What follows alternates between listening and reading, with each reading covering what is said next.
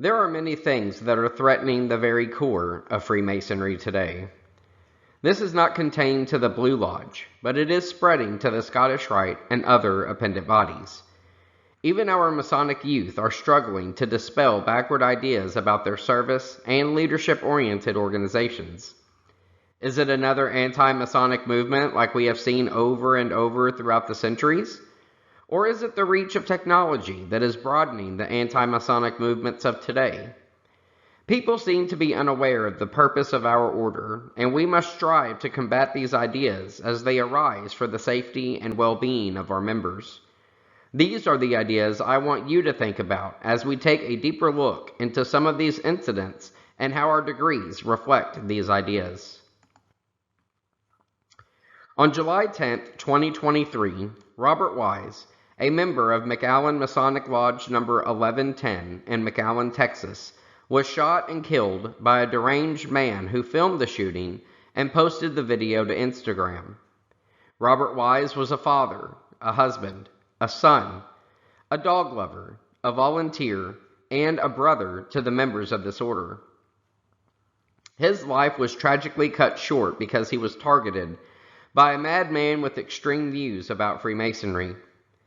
That despicable man was looking to take a life and broadcast it for all the world to see. But why are Masonic lodges and Freemasons the focus of this visceral targeted hate? What is it about our organization that leads people to these dark ideas? A few days later, on July 13, 2023, there was a bomb attack on the Grand Lodge of Greece and the Supreme Council of the 33rd degree at the Masonic Temple in Athens, Greece. The 61-year-old man charged with this crime was seen by witnesses dropping a backpack outside the temple and yelling the expletive F Masons 3 times. Following his arrest, the man declared he was a guardian of the Constitution, which is a political group that has been linked to a neo-Nazi group aligned with far-right party in Greece.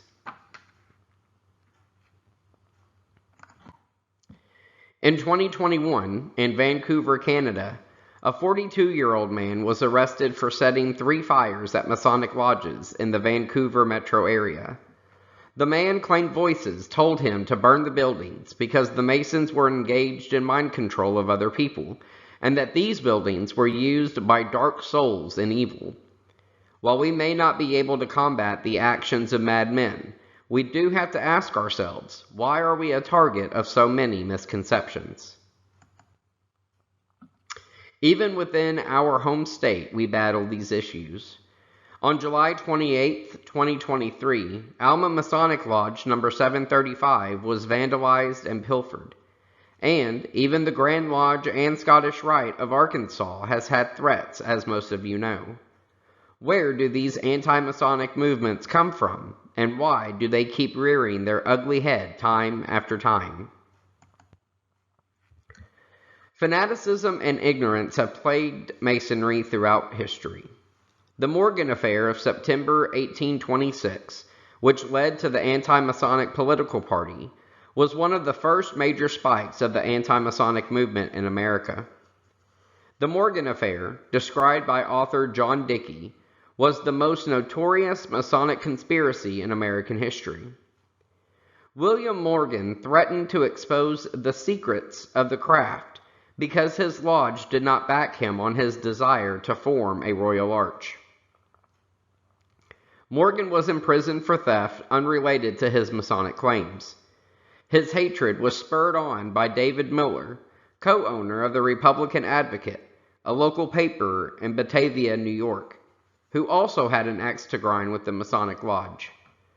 Morgan was released from jail on September 12, 1826, and remanded to the custody of 2 men who paid his debt.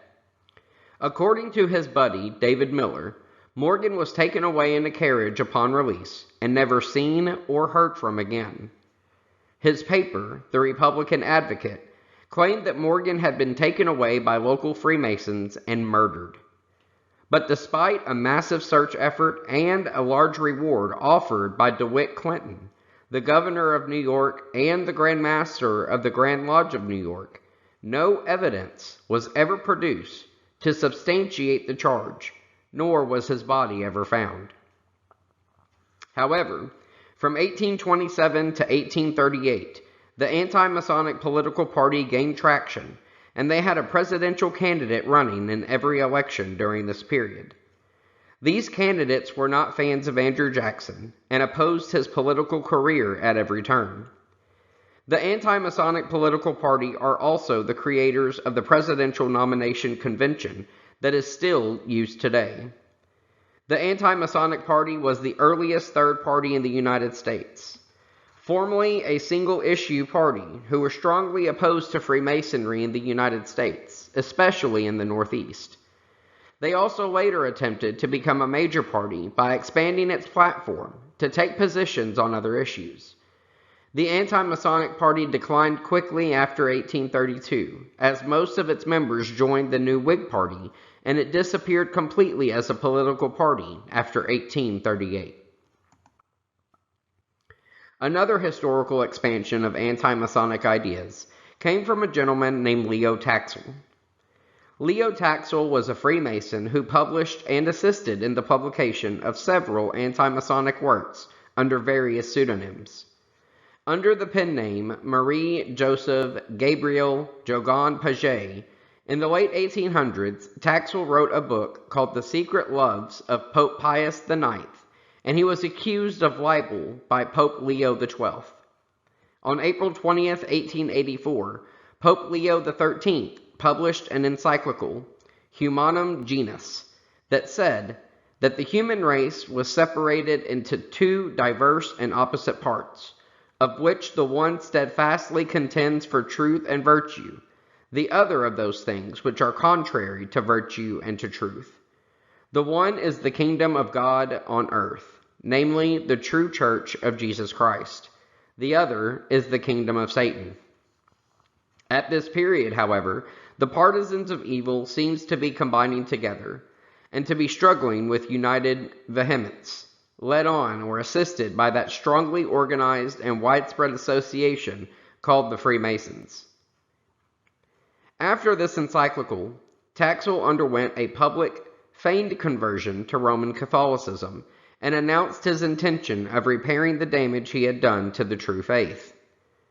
The first book produced by Taxil after his conversion was a 4-volume history of Freemasonry, which contained fictitious eyewitness verifications of their participation in Satanism. With a collaborator who published as Dr. Carl Hacks, Taxil wrote another book called The Devil in the 19th Century, which introduced a new character, Diana Vaughan, a supposed descendant of the Rosicrucian alchemist Thomas Vaughan. The book contained many tales about her encounters with incarnate demons, one of whom, a devil snake, was supposed to have written prophecies on her back with its tail, and another who played the piano while in the shape of a crocodile. Diana was supposedly involved in satanic Freemasonry, but was redeemed when one day she professed admiration for Joan of Arc, at whose name the demons were put to flight. As Diana Vaughan, Taxil published a book called Eucharistic Novena, a collection of prayers which was praised by the Pope. Although Taxil eventually publicly acknowledged that his accusations and stories were all fabrications, some conspiracies related to what came to be known as the Taxil hoax are still being propagated.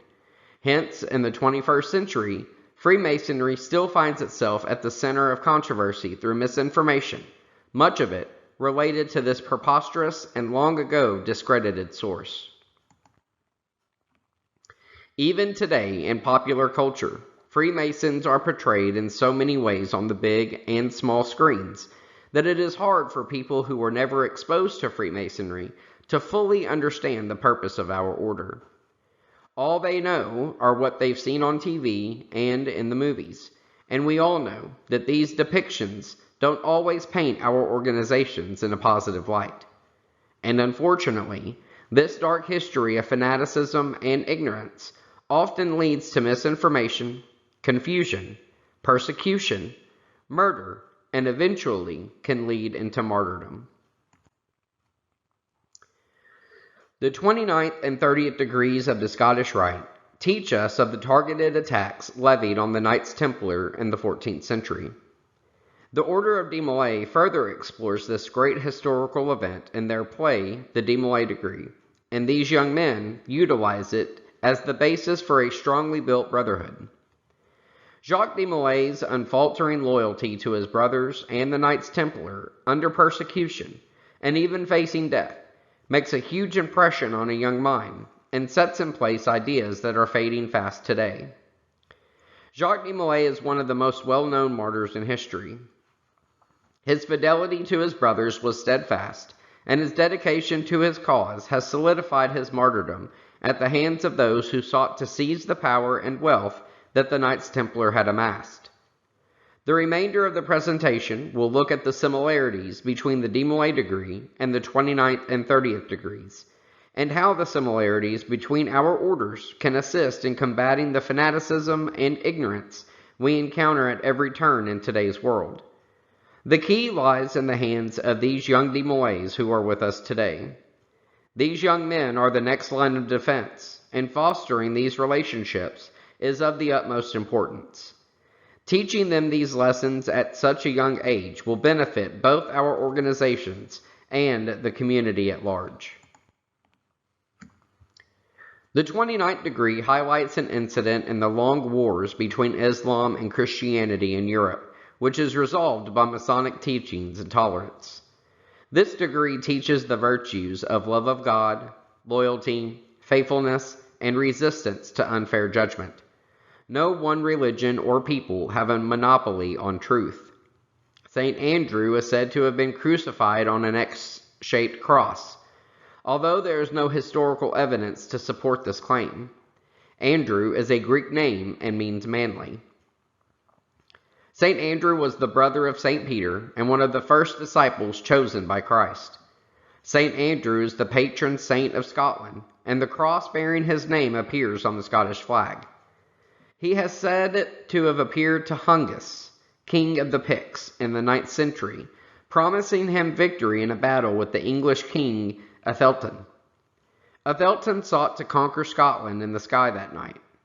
St. Andrew placed the shape of the cross on which he was crucified as a token of his promise or covenant that the Picts would defeat Afghanistan and thereby maintain their liberty for a while.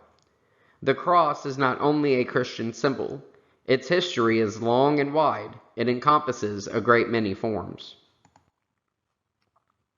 The 30th degree is the last of the chivalric degrees of Scottish Rite Masonry. The lessons are delivered from history. The historical figure associated with the legend is Jacques DeMolay, the last Grand Master of the Knights Templar. An order created during the Crusades, it was destroyed by King Philip IV of France and Pope Clement V in the early 14th century. DeMolay was put to death for having renounced his confession, which had been extracted under torture. Before his death, he accurately predicted the deaths of both King Philip IV and Pope Clement V within the year. The word Kadash is Hebrew, and that means holy. Hence, Knight Kadash means holy knight or knight of the temple. The good and true Knight Kadash is armed outwardly with steel, but inwardly with faith and God's love toward his fellow man. Knowledge. The primary purpose of the degree is to make real in action the noblest sentiments of man. The Knight Kadash has as his mission to restore to man all his powers and the whole dignity of manhood, and to make true again the ancient description of man that he was made in the image of the deity. One of the most important symbols of this degree is the double-headed eagle, which symbolizes both material and spiritual powers working together. One of the heads symbolizes the material world, in other words, the real physical power. The other head symbolizes the spiritual, divine, protective power. Two heads are also believed to be the symbols of power and justice.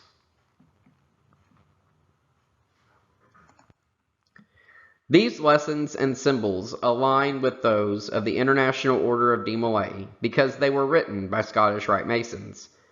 Men just like yourselves who were determined to make sure that young boys were raised up to be great men, after so many were left fatherless in the horrible aftermath of World War I. Frank S. Land saw this need in his community, and following his obligations to the Scottish Rite, and being motivated by the lessons of the 29th and 30th degrees, he created a family, a brotherhood out of public need to ease the pain of the harsh reality our nation was facing, and give young men a purpose and a hand up when they needed it the most. Land didn't look at these young men as juvenile delinquents, and some of the original DeMolays had been in trouble with the law. He saw potential and harnessed that potential into the greatest service and leadership organization for young men in the world. When he and Frank Marshall set out to create the DeMolay ritual, they made sure to include that the lessons taught in these hallowed halls were extended into the lessons they would instill upon young men for years to come. I'd like to look at those similarities now. The most recognizable similarities come in the DeMolay degree, which reenacts the trial Jacques DeMolay faced and the torture he endured in those final days leading up to his execution at the stake. The DeMolay degree isn't exactly historically accurate, but states firmly the idea that run parallel to our degrees, like this amazing monologue from the orator. Tyranny teaches the need for toleration. Bigotry sounds the call to brotherhood. We seek to emphasize the magnificent heroism of Jacques DeMolay, his unfaltering fidelity to the trust reposed in him, his loyalty unto death. These and other virtues, which belong to no age or time, we have infused into our teachings as the most enduring basis of broadly built human character. We believe that if we build our lives as young men upon such a foundation, we shall be stronger and better men when the greater duties of citizenship become ours. Frank Land and Frank Marshall made sure that these young men would be taught the importance of living a life of valor and honor. This degree also teaches these young men about the heroic fidelity and comradeship of DeMolay, and the importance of duty to God and each other. It is these ideas that permeate our teachings and truly set us apart from other men. Other similarities that extol the virtues of the Scottish Rite degrees can also be seen in the Order of DeMolay. The rungs of the mystic ladder represent the seven liberal arts and sciences of the ancients: grammar, rhetoric, logic, arithmetic, geometry, music, and astronomy. All represent elements of education, which are the foundation of the DeMolay initiatory degree. The free public school are the foundation of America's greatness, and knowledge is the only real tool to combat ignorance. The number 7 is a foundational number in Masonry, and the Order of DeMolay builds upon those ideas with their 7 cardinal virtues of a DeMolay: filial love, or love of parents; reverence for all that is sacred; courtesy; comradeship; fidelity; cleanness; and patriotism. All of these virtues come directly as a result of the degrees and obligations taken by 2 Scottish Rite Masons in Missouri. It is in this type of benevolence that our nation sees our good deeds and welcomes us in. This benevolence and initiative to improve the youth of tomorrow not only solidifies our longevity through future generations of DeMolay, but it shines a positive light on our works and deeds. This is a time where we need to take what we have learned, what we exemplify in our teachings, and become a stronger, more unified group. Tyranny is not going anywhere. Brutal persecution from an unrelenting foe is not going anywhere. But Freemasonry isn't and hasn't gone anywhere either. We have survived all the obstacles that have been placed before us, and we will continue to do so. We will continue to stand on our tenets of friendship, morality, and brotherly love. We will continue to aid our brothers and all worthy Master Masons. We will continue to grow. And if we extend this fidelity and comradeship to all the branches of our Masonic family, from our Eastern Star to our Masonic youth organizations, and even to the social fraternities that branch off of Freemasonry, we can solidify and strengthen our family and represent that true spirit of fidelity and comradeship that we all pledged ourselves to. Now is not the time to sit back on our laurels or nitpick and criticize each other. We cannot sustain infighting and disruption in our mission. It is only in our unity and brotherhood that we can weather the storms ahead. And while we may not be able to stop the fanaticism and ignorance, we can certainly be more conscious of the image that we are projecting. We have the world at our fingertips and can share our good deeds and bolster our charities through not only works, but through an interconnected communication tactics that fight to dispel these unflattering and false ideas that circulate any time we see a resurgence in anti-Masonic views.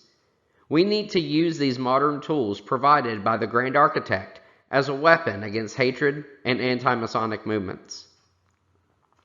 But most of all, we need to support our Masonic youth organizations that feed right into Masonry. These young people are our future, and they will carry on the flame.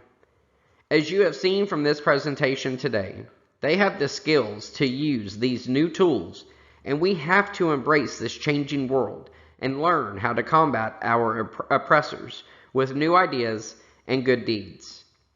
Today, I want to end this presentation with some inspirational and important words from the DeMolay Ceremony of Light, and I hope each of you will take these words to heart and apply them to the obligations you took so many years ago. Yet each of you, as a DeMolay, holds within your heart a flame, a beacon to guide you through the darkness. If you can make this light shine upon another, if you can reach into the innermost depths of his soul and set his flame afire, then therein lies the purpose of the Order of DeMolay, and therein lies your purpose for living. Dedicated to the soldiers of liberty who have lost their lives in the struggle with ignorance, intolerance, oppression, and despotism. This presentation was written by Cash Heath, State Master Counselor, Arkansas DeMolay, Paul Hackney, State Senior Counselor, Arkansas DeMolay, and Jeff Tedder, State Ritual Governor, Arkansas DeMolay. Thank you.